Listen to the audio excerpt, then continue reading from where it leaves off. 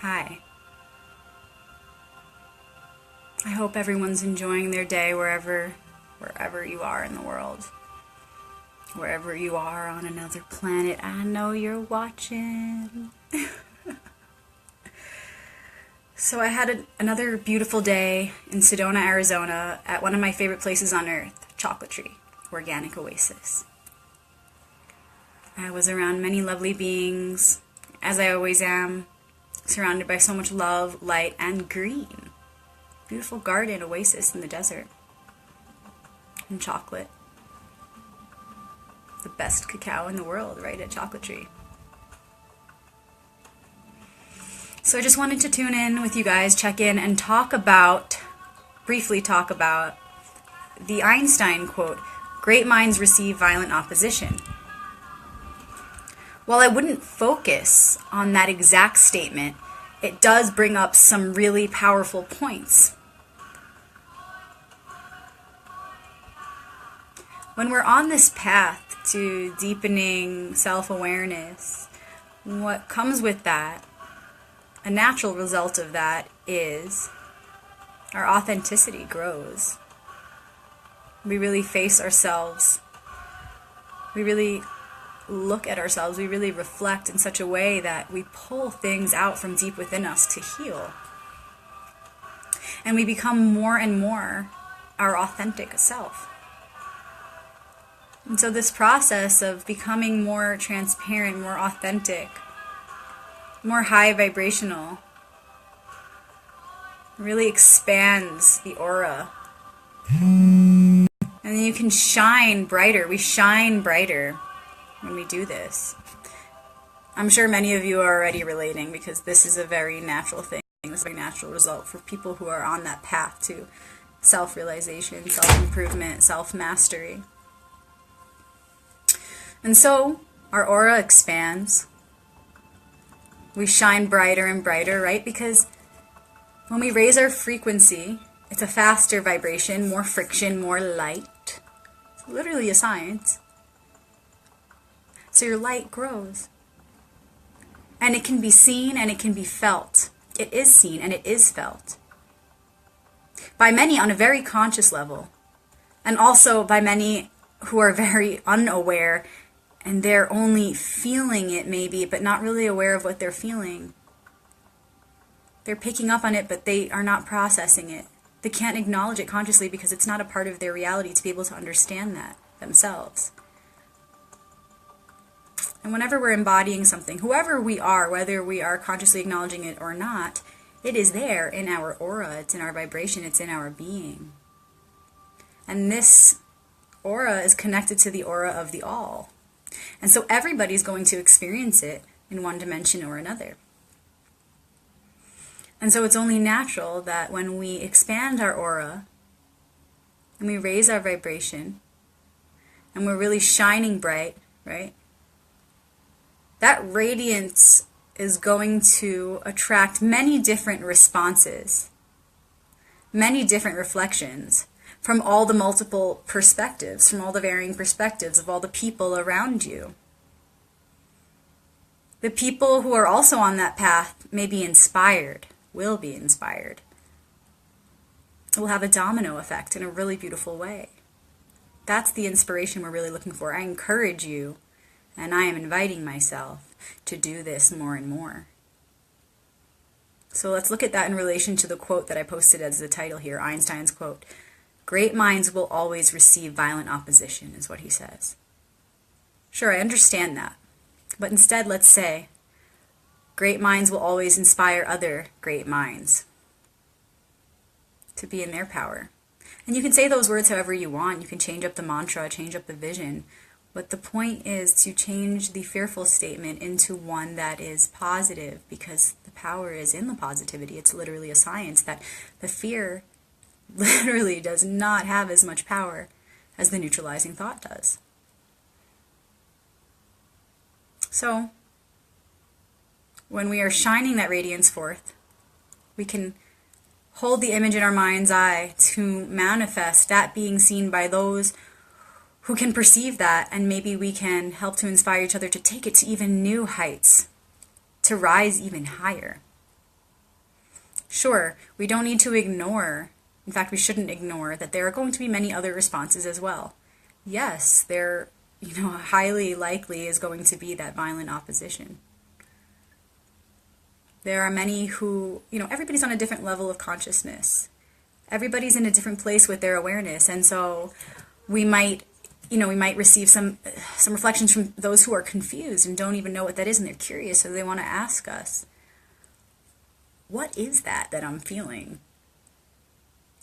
What's going on with you? Why do you feel different? You feel different. I love to be around you. Or, I hate to be around you. You make me really uncomfortable. And there are all kinds of responses we can have to those people, but always they should be based in love. Because this is what prevents us from further separation. This is what helps us to move closer to unity consciousness.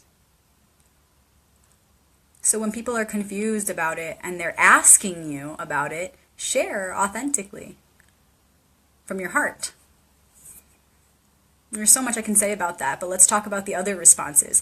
So we're shining our radiance. There are others who, it will create this effect where we bounce that light off of each other and continue to rise higher and higher. And then there are those that are confused and they're either happy about it or angry about it or uncomfortable or sad or mad or whatever it is.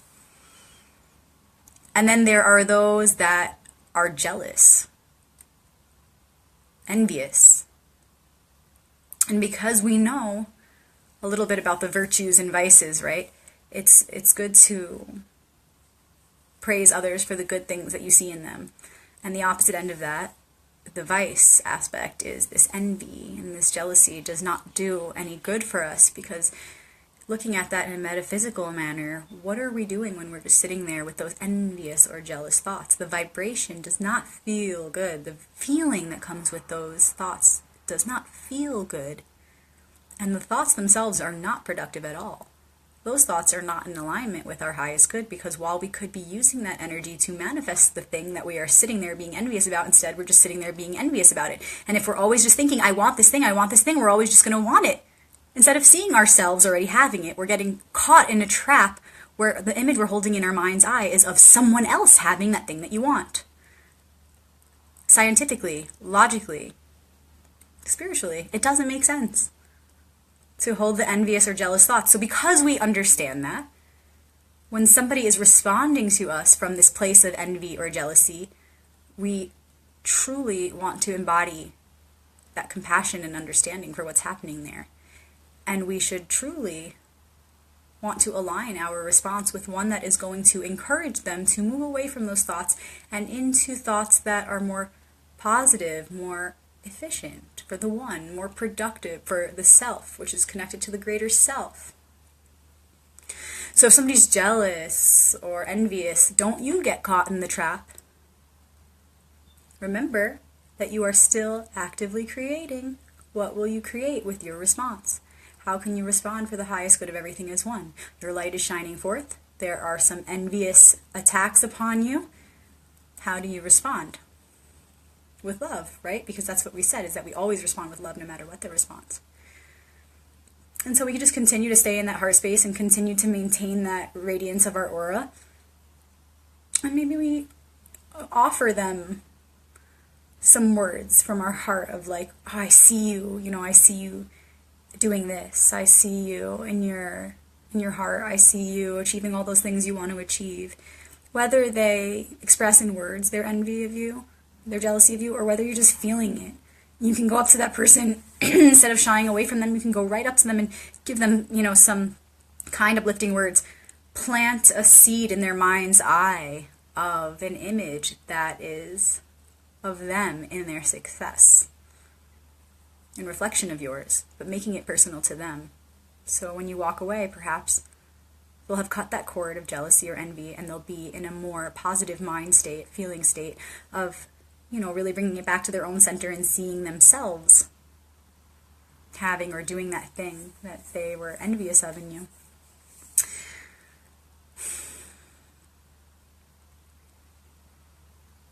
So yeah, we can really do that. And if you feel uncomfortable, or if it's for some reason not possible for you to go up to that individual, something you can do is just envision it yourself. Because if you have that belief in yourself, which clearly you do, otherwise that person wouldn't be admiring your aura for its state of empowerment. So because you have that belief, you can simply just, instead of having thoughts of, oh, this person is jealous, and how can I make them feel better? Because some of us get really caught, a lot of empaths get really caught in, how do I make this person feel better? I really don't want them to have these like yucky feelings, especially around me, because I don't ever want them to feel bad. I don't want to be the reason that this person is not feeling good, not feeling their best. Don't get stuck in that trap either, because worrying is a prayer for what you don't want, right? Instead, just let that go. Close your eyes, take a deep breath, or, if you don't have to, just whatever you have to do to be present. If you can just be present, then just be present, or do whatever it takes. And then from that state of presence, envision and feel that person's success for them. This is how Jesus healed, this is how Moses healed, this is how many prophets healed others who didn't have belief themselves. Because it's like, how did he do that when the person themselves didn't believe? How did they heal if they didn't themselves believe they could? Because the said prophet had so much belief. Their belief and faith was so strong that they healed people for them, through them. And this is the same thing. This is how we can respond when people, react negatively to our light. So don't be afraid of this along the path, along the way. When you are on this path and your aura is expanding and your heart is shining and you're in your authenticity, people are not comfortable with that because maybe they're not there yet. See them in that space. That's how we can truly help. And if people are open to communication, then take it there, but know that you must come from that space where they're going to feel that love, that loving intention. They must really feel that you want them to heal, that you want them to get there too, or they're not going to be open to that communication.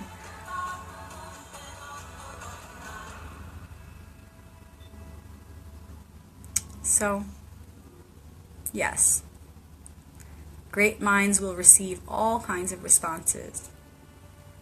If you can, just sit for a moment and think about that. Think about all of the responses that you've had reflected back to you on this journey to self-empowerment. And as you've grown and your light has shone more and more, how has the universe responded to you?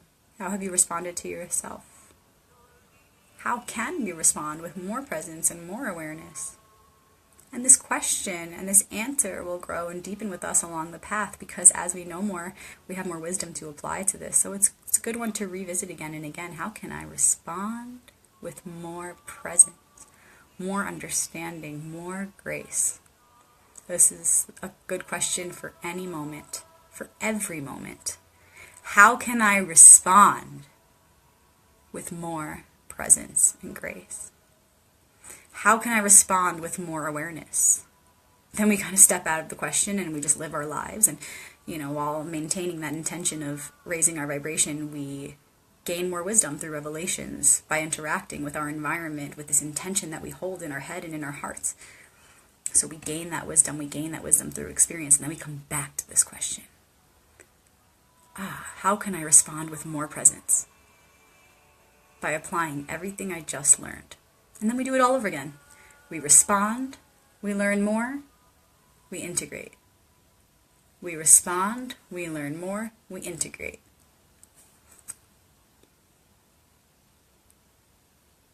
Thank you for sitting with me. Thank you for tuning in. I'm going to pull an oracle card next. In fact, you know what? I'm really being called to pull just one tarot card. So I'm going to do that instead, because it's all about the intuitive flow, y'all. All right, you guys. I'll see you then. Rebecca Magic